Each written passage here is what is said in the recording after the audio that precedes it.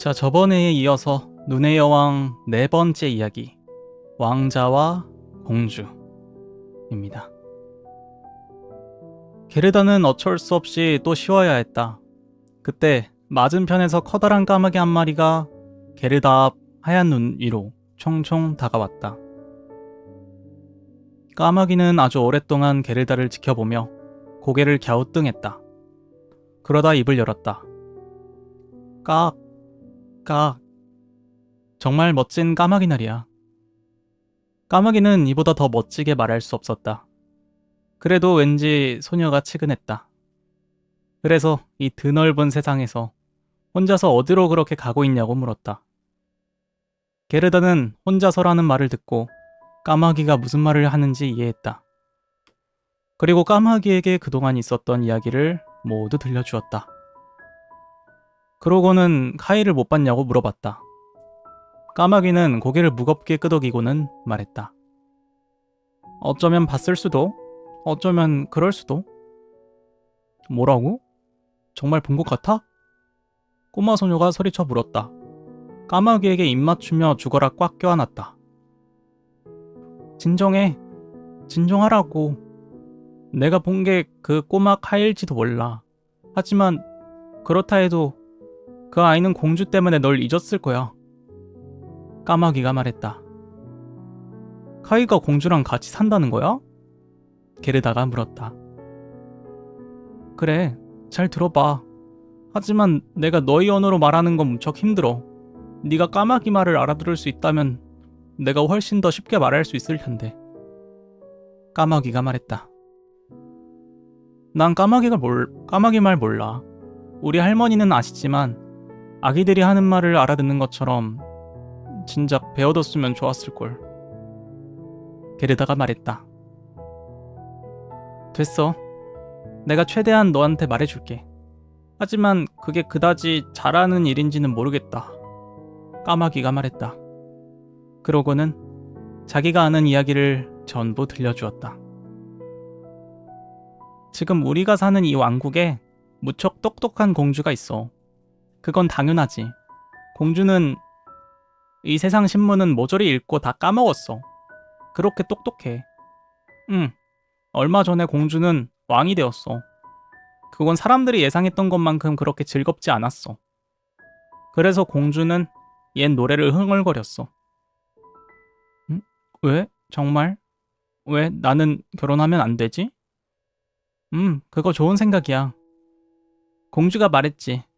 공주는 묻는 질문에 제대로 대답할 수 있는 신랑감을 찾는 즉시 결혼하기로 마음을 먹었어. 그저 근엄한 표정으로 멀뚱멀뚱 옆에 서 있는 사람 대신 말이야. 그런 사람은 정말 지겹거든.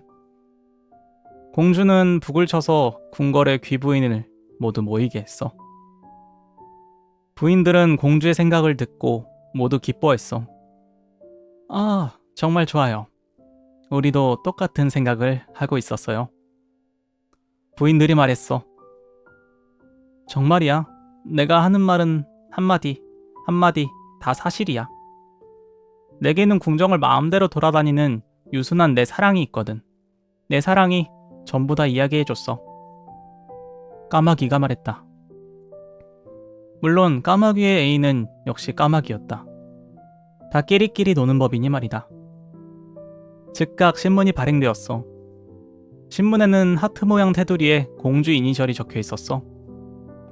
용모단정한 젊은 남자는 누구나 궁정으로 와서 공주와 대화를 나눌 수 있다는 내용이 실렸어. 최고로 말을 잘하는 사람, 그리고 궁정에서 가장 잘 어울릴 것 같은 사람을 공주가 남편으로 고를 거라고 했지. 그래, 내 말 믿어. 내가 지금 여기 앉아있는 것처럼 그 이야기도 명확한 사실이야.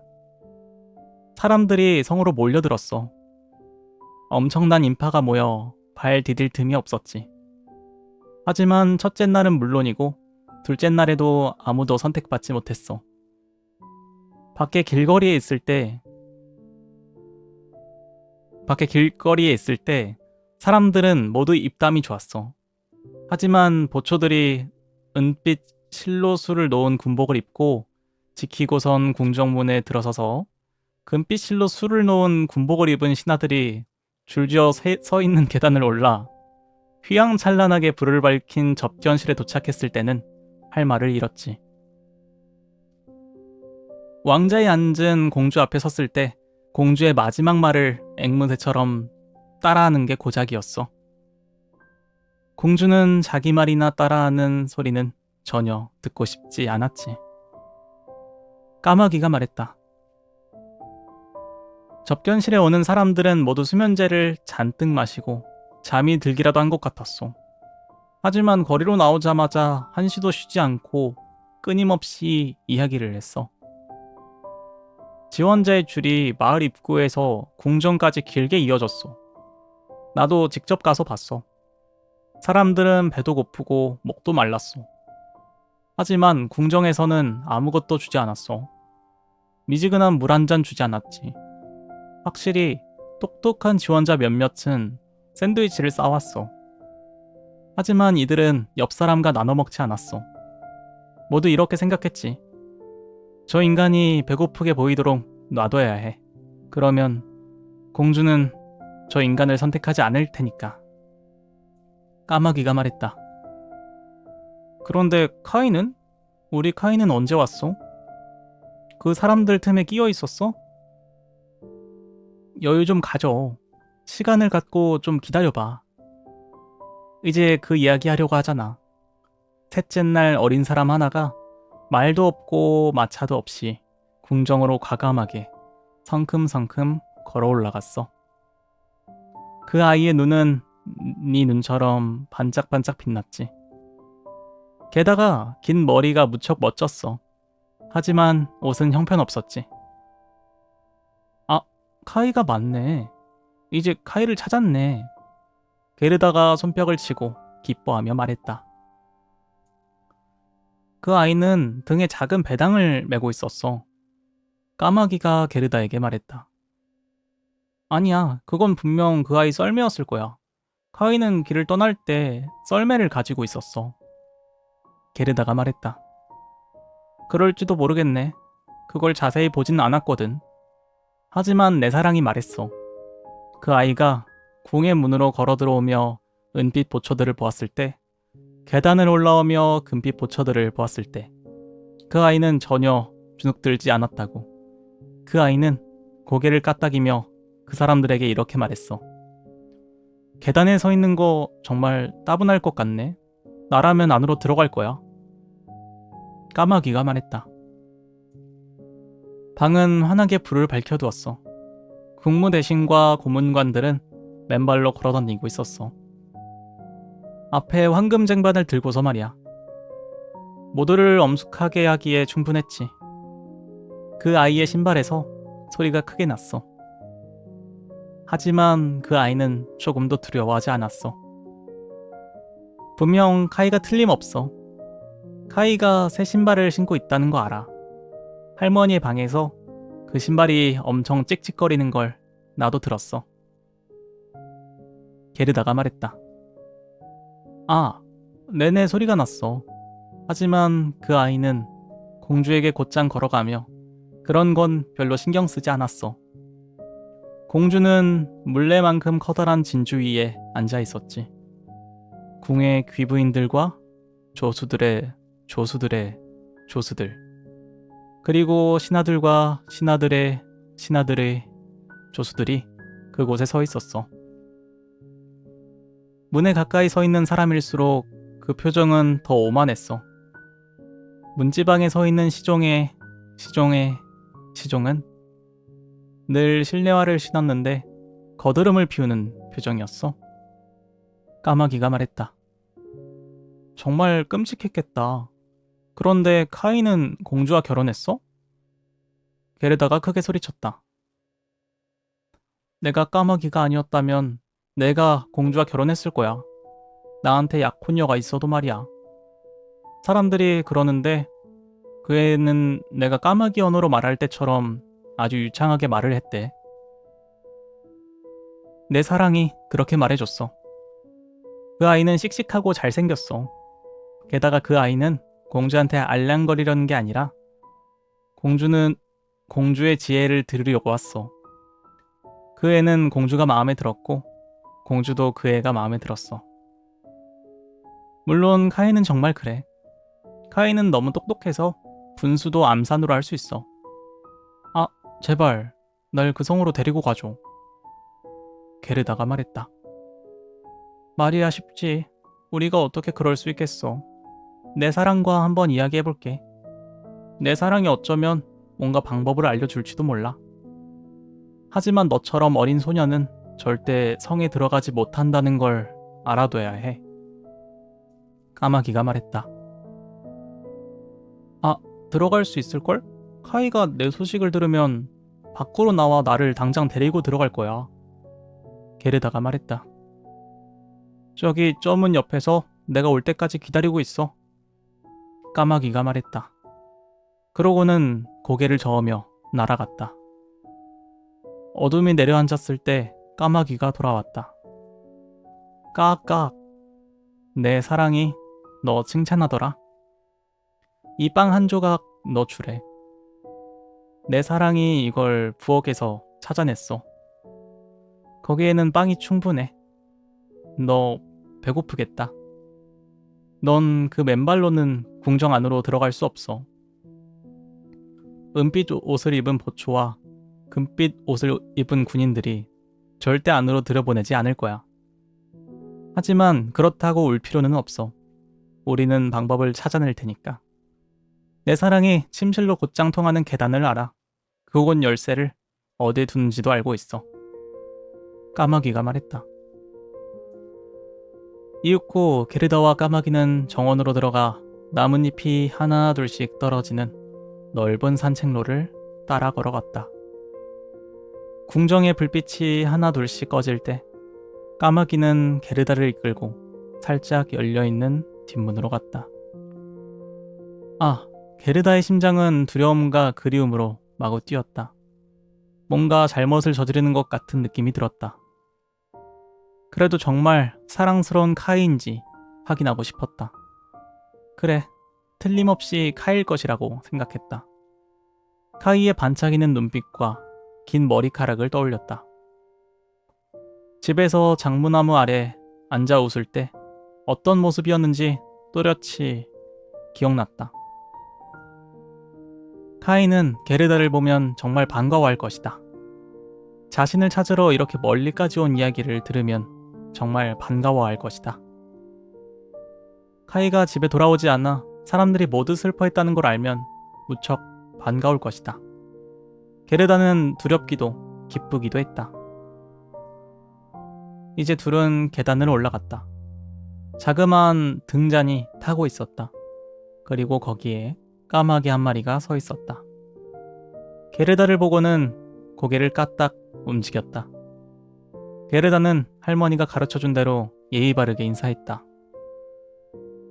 내 약혼자가 당신 이야기 많이 했어.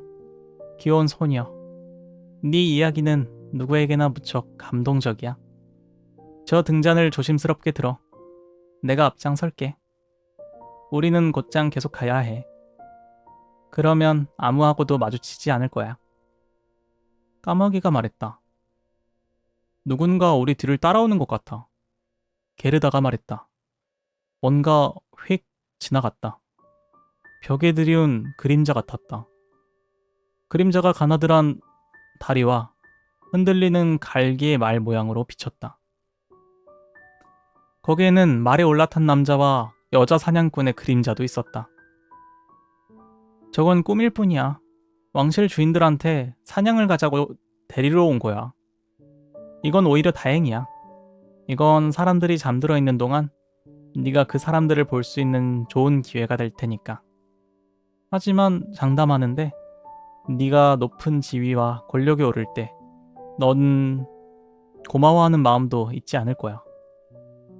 궁에 까마귀가 말했다. 그런 말 할 필요는 없어. 숲에서 온 까마귀가 말했다. 이제 일행은 첫 번째 방으로 들어갔다. 벽에 아름다운 꽃이 가득한 장밋빛 넓은 방이었다. 꿈 그림자들이 너무 빨리 지나가는 바람에 게르다는 귀족들을 제대로 볼 수 없었다. 계속 화려한 방이 이어져서 게르다는 무척 당혹스러웠다. 마침내 왕실 침실에 이르렀다. 침실 천장은 값비싼 유리 잎사귀가 달린 거대한 종려나무 가지 같았다. 방 한가운데에는 침대 2개가 커다란 황금 줄기에 매달려 있었다. 그리고 침대는 백합 모양이었다. 하얀색 침대에 공주가 누워 있었다. 또 다른 침대는 빨간색이었다. 게르다는 카이를 찾으러 빨간 침대로 뛰어올랐다. 게르다가 진홍색 꽃잎 하나를 들춰보니 가느다란 갈색 목덜미가 보였다. 분명 카이임이 틀림없었다.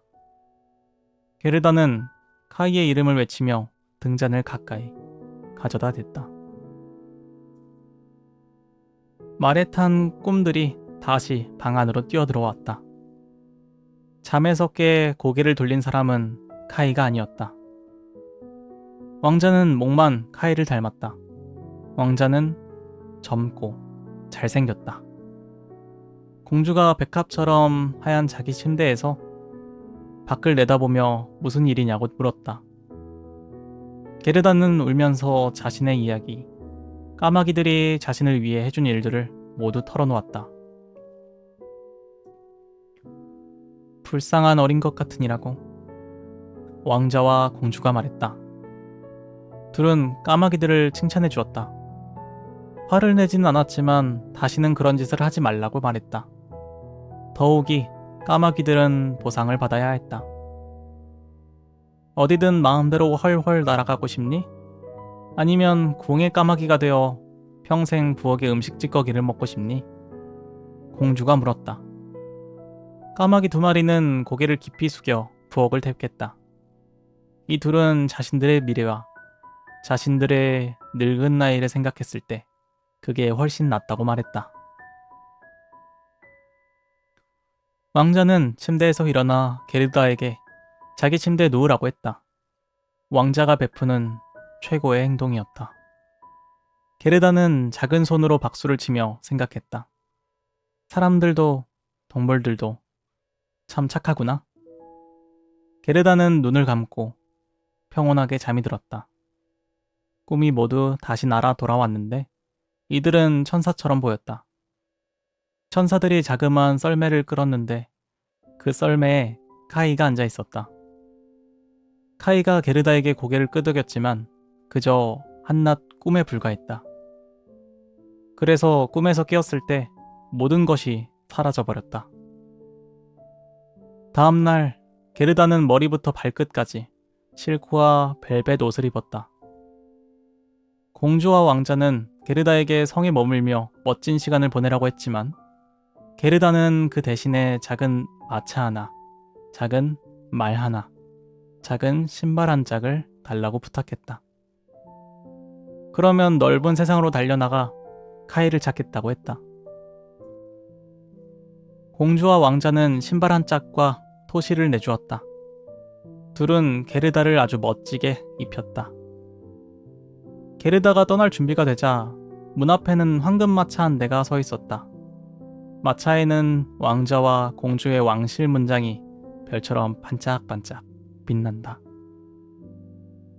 마부와 하인 모두 황금 관을 쓰고 있었다.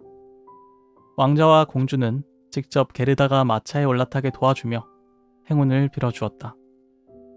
숲에서 만난 까마귀는 이제 결혼을 했는데 처음 약 3마일 정도 게르다와 함께 동행해 주었다. 뒤로 돌아앉으면 속이 안 좋았기에 게르다 옆에 앉았다. 궁의 까마귀는 문 옆에 서서 날개를 흔들었다. 그 까마귀는 부엌에서 너무 많이 먹어 배가 아파 따라오지 않았다. 마차 안에는 달콤한 과자가 나란히 준비되어 있었다. 그리고 좌석에는 과일과 진저브레드가 한가득 놓여 있었다. 잘 가, 잘 가. 왕자와 공주가 크게 외쳤다. 게르다는 울었다. 까마귀도 처음 몇 마일 동안 울었다. 이윽고 까마귀는 작별 인사를 했다. 정말 슬픈 이별이었다. 까마귀는 나무 위로 날아올라 마차가 사라질 때까지 그 커다란 검은 날개를 흔들었다. 마차는 햇빛 속에서 밝게 빛난다. 까지 해서 네 번째 이야기가 끝났네요.